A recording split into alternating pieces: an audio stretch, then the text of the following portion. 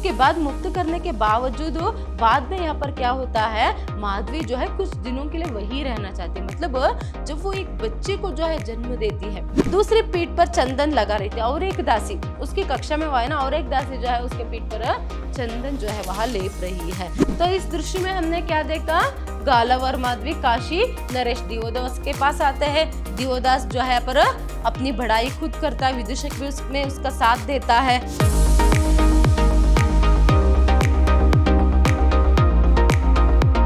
नमस्कार, मैं हूँ हर्षिता, हिंदी लेक्चरर विद्याश्रम कॉलेज मैसूर।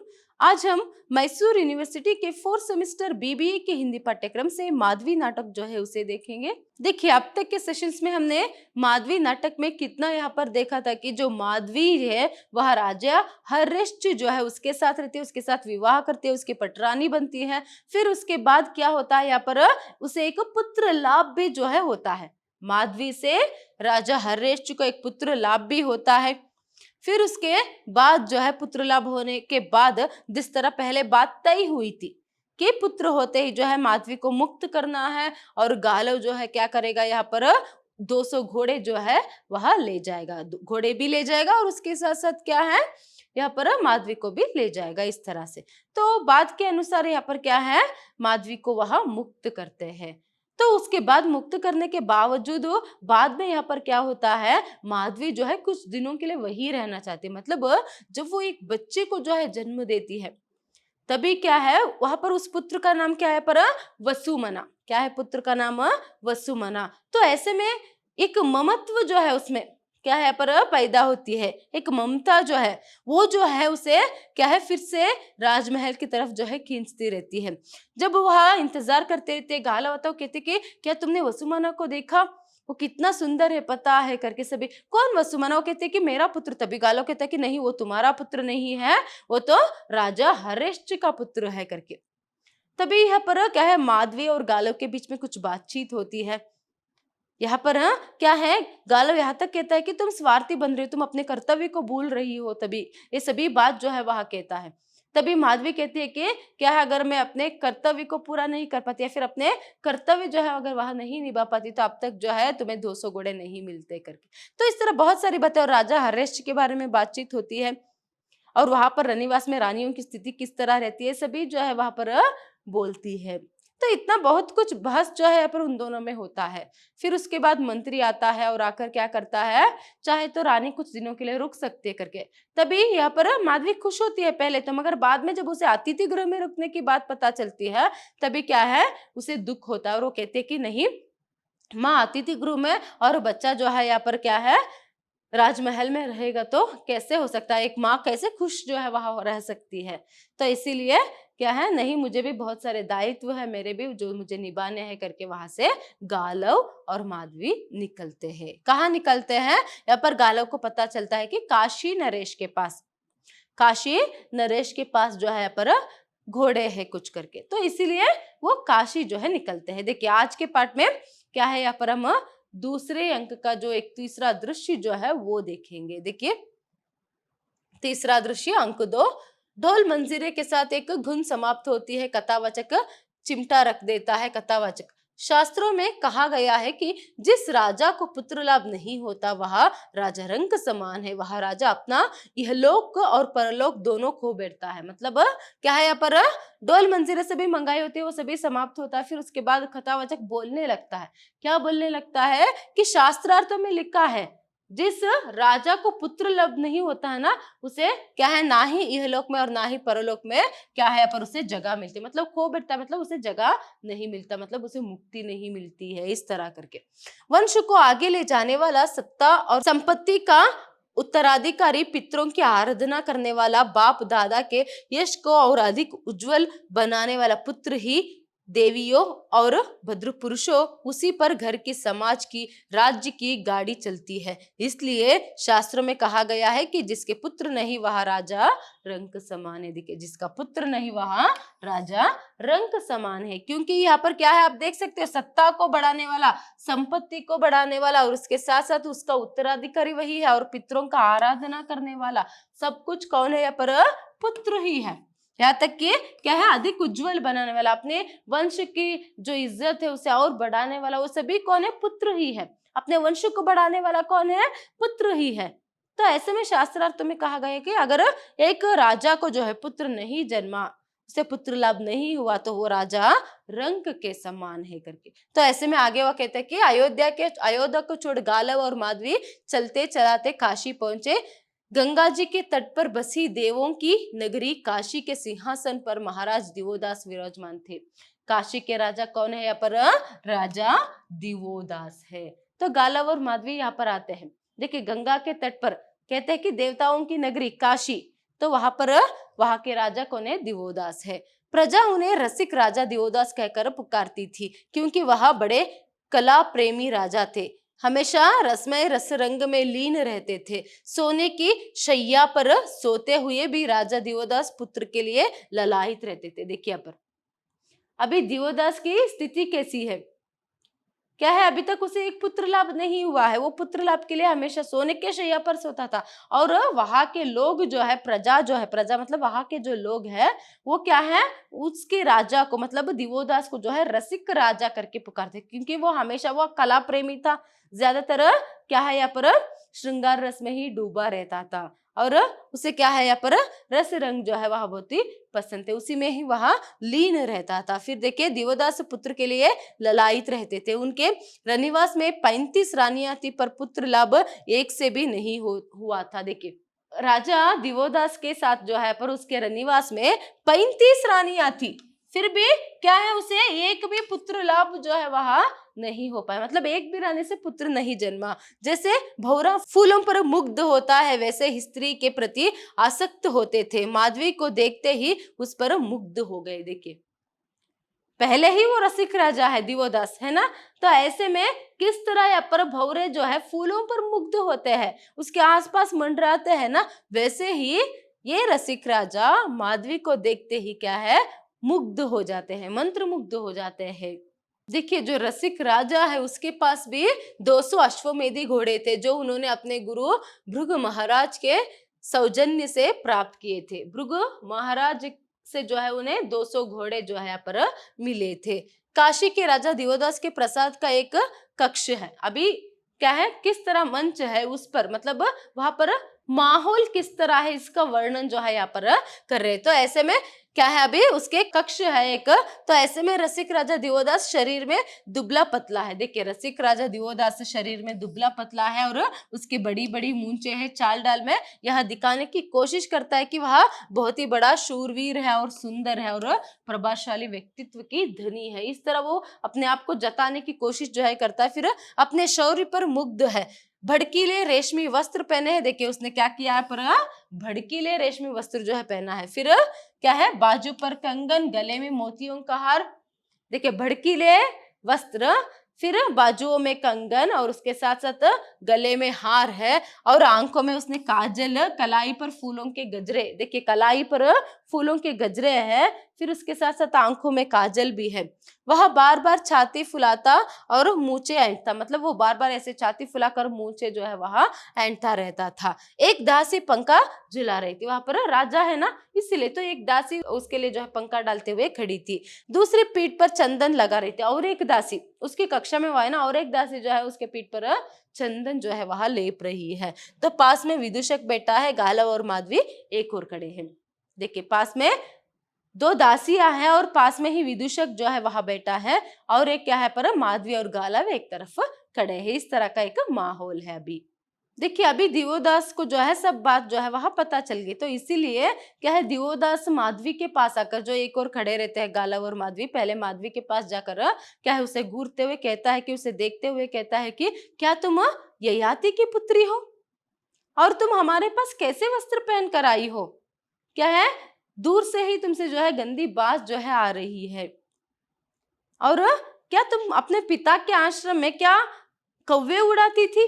ऐसे जो क्या है, गंदी बात की लपटें जो है तुमसे निकल रही है। इस तरह सभी जो है वह कहता है। तभी देखिए, पर गालव कहता है कि आगे बढ़कर, महाराज, माधवी 1 वर्ष तक अयोध्या के राजा हर्षजी के रनिवास में रह चुकी है। उसी समय जैसे वो बात जो है करता है, तभी गालव उसके सामने आकर कहता है कि नहीं महाराज, क्या है, अभी ये क्या है, आश्रम से नहीं आ रही है, बल्कि क्या है, महाराज हर्यश्व के पास अब तक वह रह चुकी है, उन्हें पुत्र लाभ जो है इसके कारण से हुआ है। और क्या है, उसके साथ साथ अभी वो क्या है, अयोध्या से आ रही है, इस तरह से उसके रनिवास में रह चुकी है, इस तरह वह कहता है। तभी दिवोदास, अच्छा लगता तो है जैसे सीधे जंगल से चली आ रही है, माधवी से काम क्रीड़ा तो जानती हो, यह केवल यज्ञ हवन ही करना जानती हो। माधवी चुप रहती है विदूषक से, जाने क्यों स्त्रियां हमारी ओर खींची चली आती है। देखिए यहाँ पर अभी वो रसिक राजा है, यहीं पर इसी बातों से हमें पता चल जाती है कि वो कहता है कि ठीक है, अच्छा तो अभी वो राजा हर्यश्व के साथ, मतलब अयोध्या नरेश के साथ उसके रनिवास में रहकर आई है, मगर मुझे तो लगता है कि क्या है, वो सीधे जंगल से चली आ रही है। तो इस तरह बोलकर वो फिर से माधवी के पास जाता है और कहता है कि क्या है, तुम कुछ काम क्रीड़ा भी जानती हो या फिर पूजा पाठ करना ही जानती हो, ऐसे तो तुम हमें कैसे रिझाओगे, इस तरह सभी जो है वह बोलता है, मगर माधवी जो है चुप ही खड़ी रहती है। फिर देखिए यहाँ पर वो अपने पास जो विदूषक खड़ा रहता है उसको देखकर कहता है कि क्या है, न जाने स्त्रियां क्यों मेरी तरफ खींची चली आती है। देखिए यहाँ पर जाने क्यों स्त्रियां हमारी तरफ खींची चली आती है, इस तरह वो यहाँ पर कहता है। तो यहाँ पर अपनी बड़ाई जो है वह खुद जो है यहाँ पर कर रहा है। तभी विदूषक यहाँ पर क्या कहता है, आपके रूप को निहारने के लिए महाराज करके, मतलब आपको देखने के लिए, मानो मतलब वो कह रहा है कि आप इतने सुंदर हो, इस तरह से। फिर और भी वो अपनी ही बड़ाई करता है कि जब हम रथ पर निकलते हैं तभी नगर की अट्टालिकाएं सभी क्या है, स्त्रियों से क्या है भर जाती है, मतलब सभी जो है घर के अट्टालिकाओं में आकर, मतलब सभी बाहर आकर उसे देखने लग जाते हैं। तो इस तरह सभी, तभी वो कहते हैं हाँ आप है ही इतने शूरवीर, आप इतने सुंदर हो करके। सिर्फ इतना ही नहीं, और भी वो कहता है कि क्या है, जब मैं वन में भी यहाँ पर घूमने के लिए जाऊंगा, बाग में भी घूमने के लिए जाऊंगा, तब भी जो है यहाँ पर स्त्रियां जो है, कुंवरियां जो है, वो क्या करेंगी, पेड़ के पीछे चिप चिप कर जो है मुझे देखेंगी करके। तभी फिर से जो है यहाँ पर विदूषक कहता है कि हाँ आपके रूप सौंदर्य को निखारने, क्या है पर निहारने के लिए, मतलब देखने के लिए, आप इतने हो ही इतने सुंदर, इस तरह सभी करके। तो यहाँ पर देखिए आप देख सकते हो कि जो दिवोदास है, राजा है, वो अपनी बड़ाई खुद जो है वहां कर रहा है, और उसके हामी कौन भर रहा है पर, और उसका क्या है यहाँ पर बड़ाई जो है कौन कर रहा है उसके साथ, उसका विदूषक। तो माधवी गाला वहीं पर खड़े हैं। फिर से यहाँ पर क्या है, वो माधवी को देखकर कहता है कि तुम भी मेरी तरफ ऐसे ही खींची चली आई हो, इस तरह सभी वहां कहता है। देखिए ऐसे बोलते बोलते फिर से जो है वो यहाँ पर माधवी से प्रश्न करता है, क्या तुम काम क्रीड़ा जानती हो करके।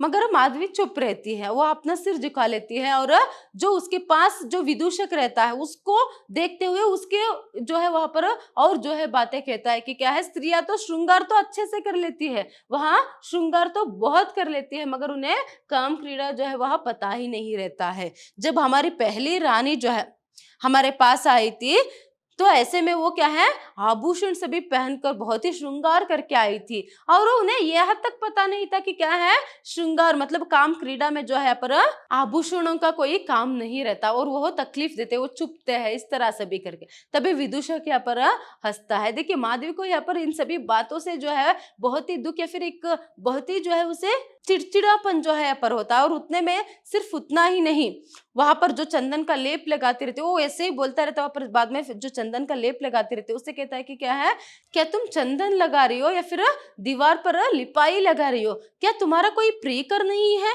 क्या तुमने कभी अपने प्रियकर को या फिर प्रियतम को जो है पर चंदन का लेप नहीं लगाया, ठीक से लगाओ, प्यार से लगाओ, इस तरह से भी वह कहता है। और इन सभी शब्दों में अब तक उसने जो भी बात बताई उसमें उसकी रसिकता जो है कितनी है, और क्या है उसको काम क्रीड़ा में कितनी रुचि है, वो सभी जो है इन्हीं बातों से यहाँ पर पता चलती है। तभी देखिए पर विदूषक क्या कहता है कि चंदन का लेप स्त्रियां लगाती है राजन, पुरुष नहीं लगाते, पुरुषों में तो केवल आप ही लगाते हैं।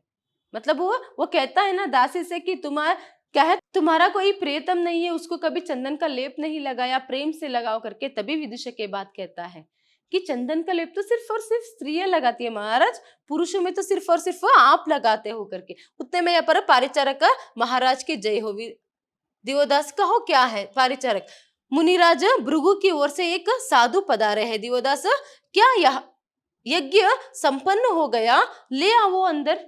मतलब ये बातें सभी चलती रहती है। इतने में कोई एक सेवक आता है और भृगु महाराज की तरफ से कोई सेवक जो मतलब कोई पधारे है करके यहाँ पर कहता है, तो हाँ तो ठीक है, मतलब लगता है कि यज्ञ क्या है यहाँ पर पूर्ण हो गया है, तो उन्हें अंदर भेजो, इस तरह से भी यहाँ पर वहां कहता है। तो ऐसे में परिचारक जाकर साधु को अंदर भेजता है और क्या है, साधु के आते ही यहाँ पर जो राजा दिवोदास है वो क्या है यहाँ पर उनका आशीर्वाद लेने के लिए झुकता है। तभी साधु देखिए हाथ उठाकर आशीर्वाद देते हुए, आज ही यज्ञ में आहुति देने के बाद मुनिराज ने भविष्यवाणी की है, देवगण आपसे प्रसन्न है। मतलब आज ही यज्ञ प्रसन्न हुआ, शायद ही दिवोदास जो है कुछ यज्ञ जो है वह करा रहा था। तो ऐसे में आज यज्ञ क्या है पूर्ण हुआ और क्या है, जो मुनिराज है, जो भृगु महर्षि है, उन्होंने कहा है कि क्या है, आपसे जो है देवताएं जो है प्रसन्न है करके। तभी दिवोदास, मुनिराज के अनुग्रह से हम अभिभूत है, मतलब मुनिराज के अनुग्रह से, मतलब ऋषि मुनि के अनुग्रह से हम क्या है बहुत ही प्रसन्न है करके। साधु, आज ही अनुष्ठान संपन्न हुआ महाराज, मुनिराज ने आशीर्वाद दिया है, आपके वंश में शीघ्र ही वृद्धि होगी।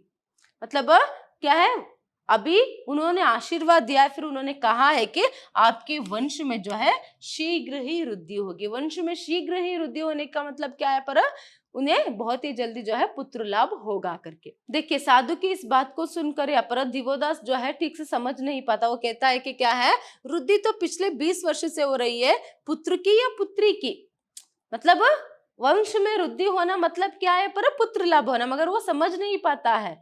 तो ऐसे में वो पूछता है कि वृद्धि तो क्या है पिछले 20 साल से हो रही है, मगर अभी पुत्र की होगी पुत्री की होगी, वो बात जो मतलब बेटा होगी या फिर बेटी होगी, ये बात आप बताइए करके। तभी साधु, वीर पुत्र की महाराज, देखिए आपको वीर पुत्र जो है अभी बहुत ही जल्द जो है जन्म जो है यहाँ पर लेगा, इस तरह से भी वह कहता है। तभी दिवोदास, क्या सचमुच हमें पुत्र लाभ होगा? हाँ महाराज, मतलब सच में हमें पुत्र लाभ होगा क्या करके। तभी क्योंकि अभी तक तो उसे पुत्र लाभ जो है वहां नहीं हुआ है 20 साल से। देखिए फिर दिवोदास, भाग्य बली है, जिस स्त्री से हमें पुत्र लाभ होगा वहां पहले ही हमारे सामने प्रेम की झोली फैलाए खड़ी है। देखिए यहाँ पर अभी साधु के कहने पर वो क्या करता है, ठीक है भाग्य जो है शायद क्या है हम पर अभी कृपा दिखा रहा है, और जो स्त्री जो है हमें पुत्र लाभ देगी वो हमारे सामने प्रेम की झोली फैलाए खड़ी है। किस तरह यहाँ पर वो कह रहा है। फिर क्या सचमुच 17 बेटियों के बाद हमारे यहाँ बेटा होगा? देखिए अब तक 20 साल से क्या है यहाँ पर 35 रानियों से 17 बेटियां जो है अभी उसके यहाँ है, 17 बेटियां हुई है मगर एक भी पुत्र नहीं। तो इसलिए वो कह रहा है कि 17 बेटियों के बाद सच में हमें पुत्र लाभ होगा क्या करके, फिर से वो कंफर्म करने के लिए पूछता है। तभी साधु देखिए पर हामी भरते हुए, हाँ वही वीर पुत्र आपके शत्रुओं का नाश करेगा, मतलब आपके शत्रुओं का नाश करने वाला वीर पुत्र जो है जन्म लेने वाला है करके। दिवोदास, वह हमारे शत्रुओं का नाश करेगा, पर उसे तो बड़ा होने में वर्षों लग जाएंगे, और शत्रु तो हमारे यहाँ बैठा होगा, मतलब अभी यहाँ पर ये लगता है कि अभी उसे बहुत सारे शत्रुएं हैं। तो इसीलिए वो कहता है कि अभी बेटा जन्म होकर उसके बड़े होने तक और उसके बड़े होने के बाद उसे क्या है वहां शत्रुओं से लड़ने तक, अब तक तो बताओ अभी तो बहुत सारे शत्रु है, इस तरह करके। तभी साधु, वही वीर पुत्र आपके शत्रुओं का नाश करेंगे, मतलब क्या है जो वही वीर पुत्र, मतलब अभी जो जन्म लेगा आपके यहाँ पुत्र नेक्स्ट, वही जो है आपके शत्रुओं का नाश करेगा करके। देवदास, वही हमारे शत्रुओं का नाश करेगा, पर उसे तो बड़ा होने में वर्षों लग जाएंगे, और शत्रु तो हमारे राज्य की सीमाओं पर घने बादलों की तरह सारा वक्त मंडराते रहते हैं। मतलब वो फिर से बोल रहा है यहाँ पर क्या है, ठीक है उनके क्या है यहाँ पर नाश होने से पहले कहीं मैं ना नाश हो जाऊं, मतलब वो शत्रु तो अभी से जो है हमारे सीमा पर मंडरा रहे हैं, इस तरह करके वो साधु से कहता है। कौन? दिवोदास। तभी देखिए यहाँ पर साधु कहते हैं कि गुरु महाराज इसके लिए भी कोई अनुष्ठान करेंगे।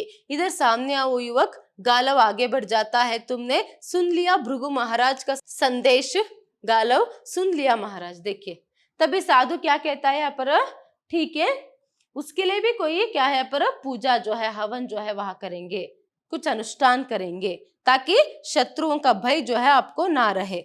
तो ऐसे में यहाँ पर इतना कहकर साधु वहां से चले जाते हैं। फिर जो दिवोदास है वो क्या करता है यहाँ पर गालव को बुलाता है, उसके समीप जाकर वो कहता है कि क्या है सुन लिया अभी क्या है गुरु महाराज का संदेश?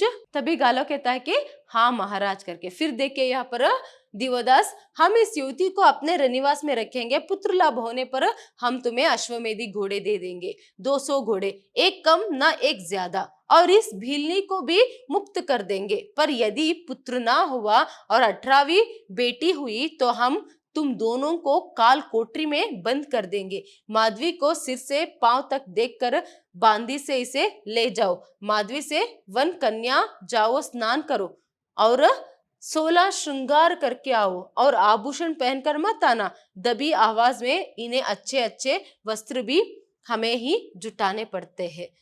बांदी के साथ माधवी का प्रस्थान। शीशे में चेहरे देखकर मूंछ सहलाते हुए अब देखें गुरु महाराज ब्रुक के अनुष्ठान का प्रभाव। देखिए यहाँ पर अभी क्या है, एक तो यहाँ पर साधु से भी जब बात कंफर्म होती है कि पुत्र लाभ होगा, तभी उसे लगता है कि और वो क्या है, माधवी से ही जो है उसे पुत्र लाभ होगा करके। कंफर्म होने पर यहाँ पर क्या करता है, माधवी को जो है वहां बांदी को बुलाकर अंदर ले जाने के लिए कहता है। उससे पहले जो है दिवोदास गालव से कहता है, देखो ठीक है, अभी हम इस भीली को हमारे पास रखेंगे, जब हमें पुत्र लाभ होगा तब हम तुम्हें 200 घोड़े देंगे, ना ही एक ज्यादा ना ही एक कम। अगर बाद में पुत्र लाभ नहीं हुआ फिर 18वीं मतलब क्या है, अगर बाद में फिर से इससे भी मुझे पुत्री ही जन्मी तो हम क्या करेंगे, तुम दोनों को भी क्या करेंगे, काल कोठरी में बंद करेंगे करके। फिर इसके बाद क्या करता है पर, ठीक है, माधवी को ले जाने के लिए बांदी को बुलाता है। फिर माधवी को ले जाते समय बांदी जो रहते हैं उन्हें यहाँ पर क्या है, कहता है कि अभी इसे क्या है, इस भीलनी को जो है, देखिए अभी भी वो भीलनी करके ही बुला रहा है, अभी इस भीलनी को जो है अच्छे से स्नान करा कर उसको जो है 16 श्रृंगार करा के मेरे पास लाइएगा करके। और माधवी से भी कहते हैं कि क्या है, मगर तुम आभूषण मत पहन कर आना, श्रृंगार करके आना, मगर आभूषण जो है मत पहन कर आना करके। फिर ऐसे में दबी दबी आवाज में फिर से विदूषक से कहता है कि देखो इन लोगों को वस्त्र भी अभी हमें ही जुटाने पड़ेंगे करके। तो इस तरह से भी जो है यहाँ पर दिवोदास जो है माधवी के बारे में बोलता है। तभी माधवी को कितना दुख हुआ होगा, जैसे बार बार जो है वो भील नहीं कह रहा है, गंदी बदबू आती है, तो इस तरह से भी, और बार बार किस तरह तुम्हें वो पता है क्या, काम क्रीड़ा पता है क्या, इस तरह से भी जैसे खुलकर बात कर रहा है। तो माधवी को मन ही मन बहुत ही जो है संकट जो है यहाँ पर होता है, कष्ट होता है। फिर भी वो सब कुछ सहती है। क्यों सहती है, सिर्फ और सिर्फ गालव के लिए, और उसके साथ साथ उसकी जो जिम्मेदारी है, उसका कर्तव्य क्या है, अभी गालव के लिए क्या है यहाँ पर, जो गुरु दक्षिणा है उसे जुटाना है। तो ऐसे में उसकी सहायता करनी, तो अपने कर्तव्य के लिए वो चुप रहती है, सहती है। फिर बांदिया जो है माधवी को अंदर ले जाते हैं। फिर उसके बाद जो है शीशे में अपना चेहरा देखकर अपने मूंछ को जो है ऐसे सहलाते हुए वो कहता है कि अभी देखेंगे क्या है, भृगु महाराज जो है उनके जो अनुष्ठान का जो प्रभाव है कैसा रहेगा, देखेंगे करके। तो इतने में यहाँ पर पर्दा जो है गिर जाता है, मतलब जो तीसरा दृश्य है वहां संपूर्ण होता है। तो इस दृश्य में हमने क्या देखा, गालव और माधवी काशी नरेश दिवोदास के पास आते हैं। दिवोदास जो है पर अपनी बढ़ाई खुद करता है, विदूषक भी उसमें उसका साथ देता है, और उसकी रसिकता जो है उसमें कितनी है इसका प्रदर्शन यहाँ पर होता है उसकी बातों के जरिए। फिर उसके बाद क्या है, वहां माधवी को रख लेता है, और ये एक गालव को जो है वहां पर एक वार्निंग देता है कि अगर नहीं हुआ पुत्र लाभ तो हम तुम्हें कारागृह में डालेंगे करके। मगर गालव जी ठीक है करके वहां से चला जाता है, क्योंकि उसे पता होता है कि अभी उन्हें पुत्र लाभ तो जरूर होगा करके। तो इतना जो है यहाँ पर फिर से माधवी जो है क्या है, और एक राजा के पास और एक पुत्र लाभ जो है उसे कराने के लिए वहां उसके रनिवास में रहती है। आज के लिए इतना ही, आगे क्या होगा जो है हम नेक्स्ट सेशन में देखेंगे। धन्यवाद।